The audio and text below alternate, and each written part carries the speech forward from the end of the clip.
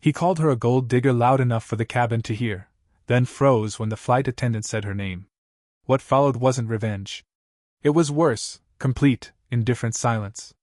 The first-class cabin of Flight 6712 from Phoenix to Savannah smelled like leather, ambition, and $55 cologne. The kind of air thickened not by altitude, but by self-importance. Nathan Kessler entered like he'd purchased the sky itself. He settled into seat 3A, loosening his tie with performative ease. Scotch was ordered before takeoff. He didn't ask for the menu. He just said, "Make it decent." He barely looked at the woman 2 rows ahead, blonde, elegant, silent, until he did. Something about her irritated him. Not her presence exactly, but the lack of response it gave him. She didn't fidget. She didn't glance. She didn't even seem to register that someone like Nathan existed. And that was the problem. He began with a murmur to the man beside him, who clearly preferred his book. "Ever notice how some people think money can buy class?" He smirked. No one laughed. But that hadn't stopped him before. By taxi, he'd catalogued her, probably married money. Maybe divorced it. Designer handbag, muted wardrobe, no wedding ring. He narrated her imagined backstory to no one in particular, each detail a little louder than the last, the words skipping off ice cubes and the hush of restrained breathing. "She looks like one of those former reality stars," he mused, loud enough now. "You know the kind, 3 husbands deep, probably calls herself an entrepreneur because she sells vitamins on Instagram." Still nothing from the woman. Not a flinch. Not a smile. Not even a scoff. The plane lifted. Nathan kept going. By the time they hit cruising altitude, the cabin's attention was orbiting him. Not directly. Not openly. But in glances. In furrowed brows and brief silences. The kind of silence that told you people were listening, but not the way you wanted them to be. He doubled down. "Plastic surgeon on speed dial. You can always tell, tight smile, looser ethics." Even the flight attendant lingered half a second too long as she passed, eyes flat. Nathan assumed she disapproved of the woman's aloofness. He didn't notice that she was watching him. 2 rows up, the blonde woman turned a page on her tablet. Nathan leaned back with a sigh, theatrically adjusting his watch. And then, without turning, without raising her voice, the woman finally moved. Just her head. A glance. A pause. And then she went back to reading. It shouldn't have mattered. But something about the way she looked at him, unbothered, uncurious, unimpressed, landed harder than 1,000 words. Nathan shifted. He didn't know it yet, but the descent had already begun. By the second drink, Nathan was spiraling, though not in any way that required altitude correction. The scotch was smoother than he deserved, and the silence from 2 rows ahead more cutting than anything he could have delivered himself. She hadn't engaged. She hadn't even reacted. And for a man like Nathan, whose entire life depended on control, of deals, of rooms, of narratives, that absence was unbearable. He flagged the flight attendant again. "Whatever she's having," he said, nodding toward the woman. "On me." The attendant didn't hesitate. "She's fine, sir." It wasn't a refusal. It was a boundary. Nathan chuckled, low and performative, twisting his cufflink. "Suit yourself," he muttered, loud enough to escape the row. "Just trying to brighten up her day. Someone's got to." His seatmate turned the page of his book slowly, as if to make a point. Nathan wasn't listening. He was watching her. The woman sat still, poised. The type of quiet that doesn't come from submission, but from certainty. Nathan mistook it again. "You know what it is," he said, this time to no one at all. "She's used to being the center of attention. One of those women who think every room owes her something." He paused. "Pam, was it?" he added, tasting the name as if trying it on. "Doesn't look like a Pam. More like a Kelly. Or a Lauren." No response. Not from her. Not from the cabin. Not even from the flight attendant, who moved past him without acknowledgement. He leaned back, smiling bitterly. "Can't take a compliment anymore. World's gone soft." And then it happened. The flight attendant returned, moving methodically, as if completing a perfectly timed performance. She paused beside the woman, her voice calm but unmistakably clear. "Ms. Bondi, would you like another beverage?" Silence. For a moment, just that. The woman glanced up. "I'm fine, thank you." Nathan blinked. Pam Bondi. Pamela Jo Bondi. Former Attorney General of Georgia. National television commentator. Trump impeachment defense attorney. No, not for handbags, but for courtroom blowtorches. The name moved through Nathan's body like cold water. He stared at the back of her head, suddenly seeing her not as a blank canvas for his arrogance, but as a mirror. A mirror that had reflected everything he just said, back at him, through her silence. He'd assumed she was invisible. Irrelevant. A disposable character in a play he was narrating. Instead, he'd been monologuing in front of a room full of witnesses. And now the main character had been named. Across the aisle, someone coughed. The sound felt louder than it should have. Nathan sat still, pulse rising, trying to gauge whether anyone else recognized the name. Judging by the way the man in 3C folded his paper and slowly looked out the window, it was clear, at least one person had. Nathan looked down at his empty glass. He didn't ask for another. Nathan Kessler had spent his adult life believing discomfort was for other people. People without leverage. Without status. Without first-class boarding. He'd built a career on certainty, on controlling tone, tempo, and timing. But as the flight to Savannah cruised east, he realized that the one variable he hadn't accounted for was silence. Pam Bondi didn't turn to acknowledge him. She didn't scold. She didn't correct. She didn't even glance in his direction again. And somehow, that was worse than outrage.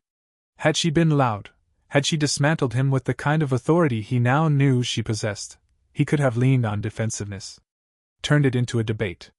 Maybe even won a few points back from the silent spectators around him. But this was strategic indifference. It wasn't passive. It was practiced.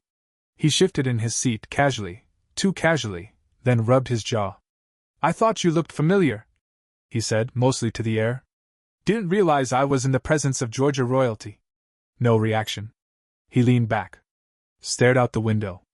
Tried to breathe through the tightness creeping into his chest. He could feel it now, the way the cabin had subtly shifted. The woman across the aisle wasn't pretending not to listen anymore. The businessman a row ahead had stopped pretending to type.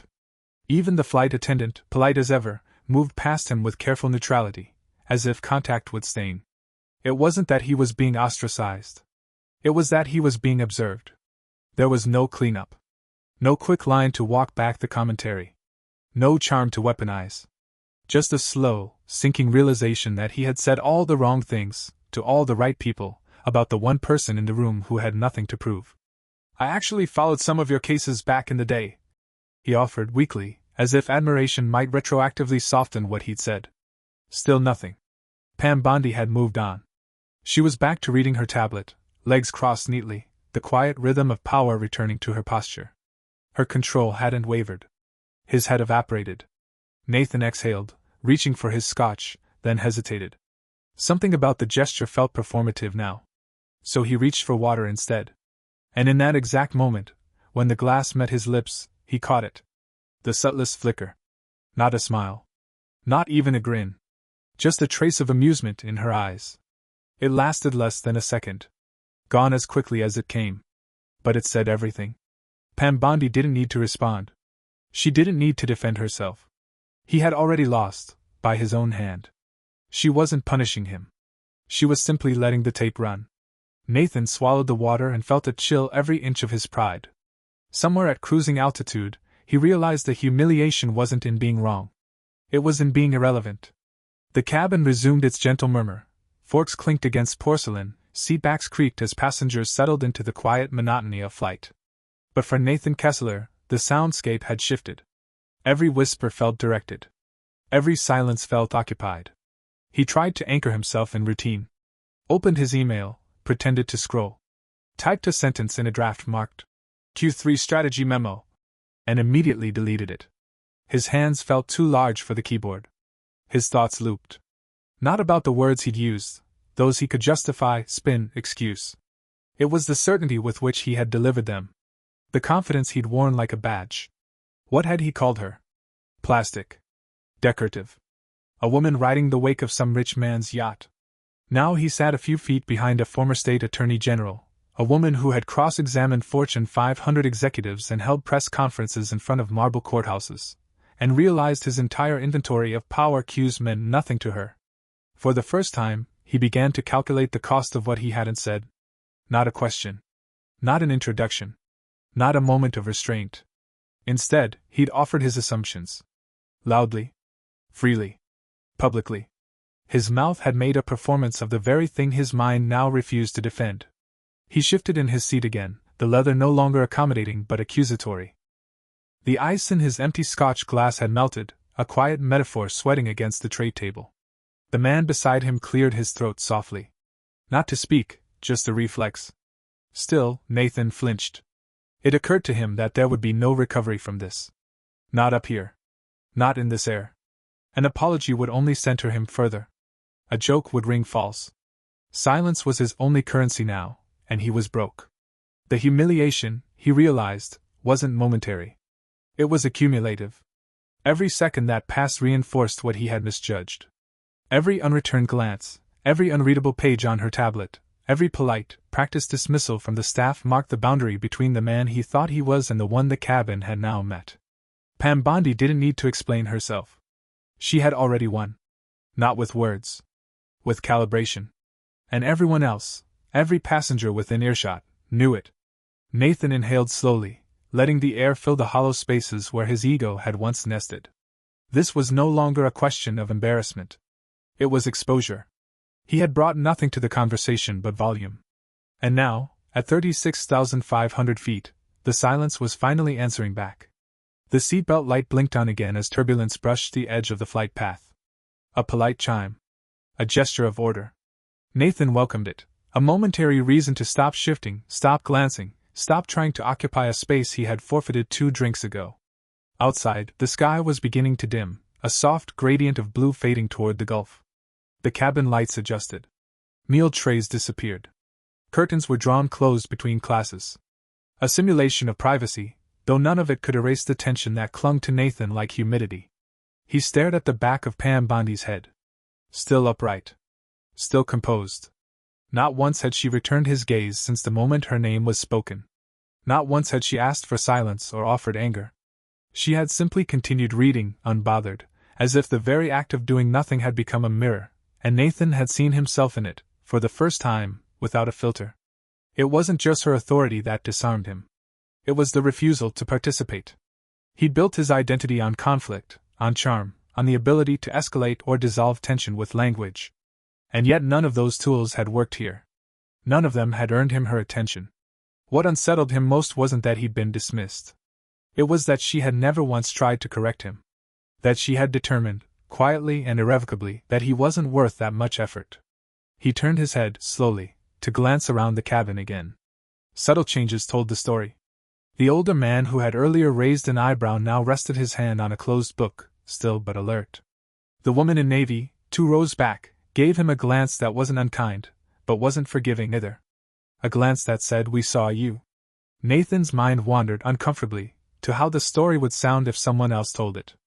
A man in first class, loud and dismissive, mocking a woman he didn't recognize. No confrontation. No explosion. Just a slow, clean erosion of his image by his own hand. His pulse ticked in his throat. He wanted to apologize, but for what? For assuming?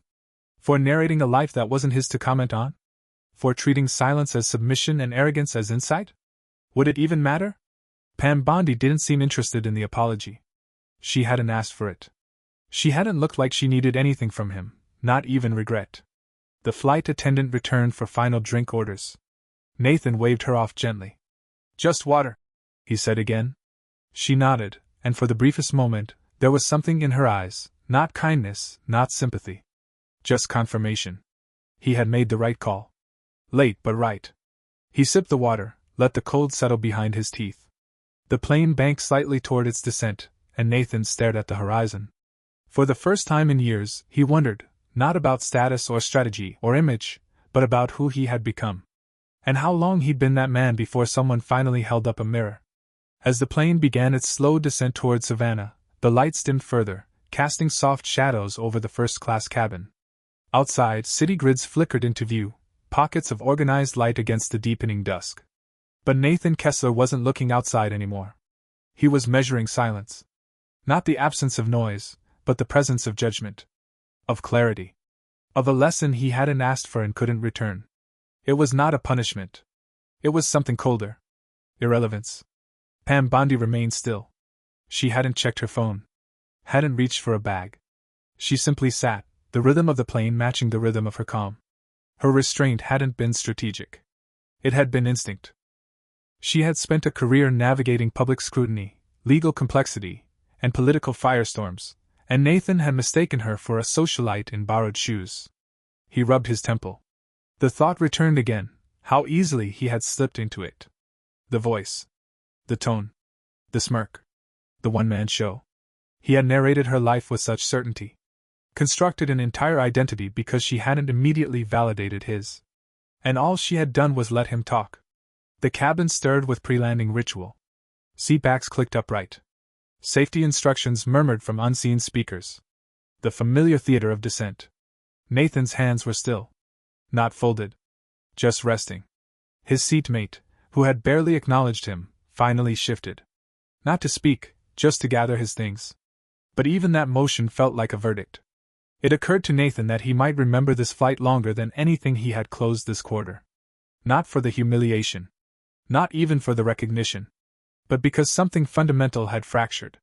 Not his image. His certainty. There was no redemption moment.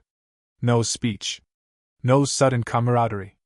Just the memory of her eyes, steady, unreadable, and utterly unimpressed. And the unbearable truth that they had seen straight through him. The wheels touched down with a muted thud. The cabin rocked gently, brakes whispering along the tarmac. A few passengers clapped quietly, a leftover habit from international flights. Most did not.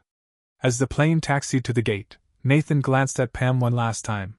Still no eye contact. Still no acknowledgement. But he understood something now. She had heard every word. Registered every assumption. Calculated every moment of his unraveling, and chose, with complete control, to give him nothing in return. Because silence had always been enough. The seatbelt sign pinged. Passengers began to rise. Nathan didn't move. Not yet. The overhead bins opened in soft sequence. Luggage wheels scraped gently against the floor. Coats were shrugged on. First class resumed its usual exit choreography, calm, deliberate, practiced. No one rushed. No one spoke. Pam Bondi stood without ceremony. Her movements were precise, efficient. She reached for a slim black carry-on and slid it out with a practiced hand, never looking behind her. Not once toward Nathan. Not once toward anyone. Nathan remained seated, hands loosely gripping the armrests. The flight attendant offered a nod as she passed, the kind reserved for passengers who had finally, silently, behaved. Pam stepped into the aisle. And then, just before turning toward the jet bridge, she paused. Her eyes flicked, barely, in Nathan's direction. Not a stare. Not even a full glance.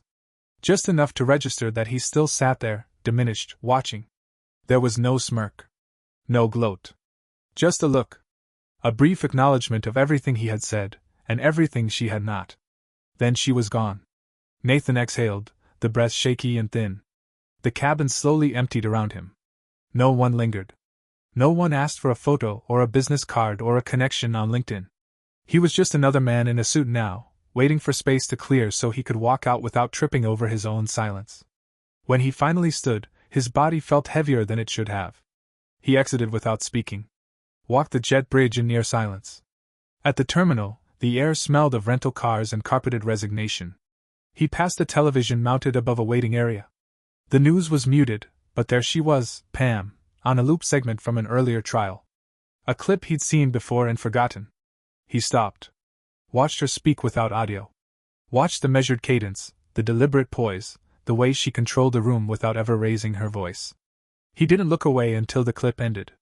At the car service counter, the woman behind the desk asked for his name. He gave it plainly. No banter. No bravado. She typed, printed the receipt, and handed it to him with a neutral smile. He nodded his thanks and walked away. Outside, the Georgia air was thick with humidity and the scent of warm asphalt. His car arrived silently, a black sedan. He slid in, closed the door gently, and didn't reach for his phone.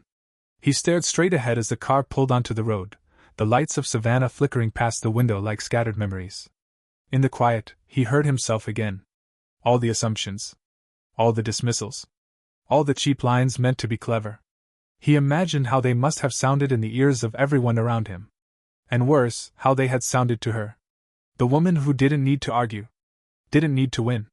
Because she had let his own words become the closing statement. Nathan leaned his head against the window and closed his eyes, not in shame, not in defeat, but in something rarer for him. Recognition. Of the version of himself he had allowed to thrive for too long.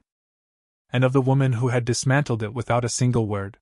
Not because she wanted to, but because he gave her no reason to do anything else. If you've ever said too much before realizing who was listening, maybe you understand what Nathan learned that day. Power doesn't always announce itself. Sometimes it just waits. And listens.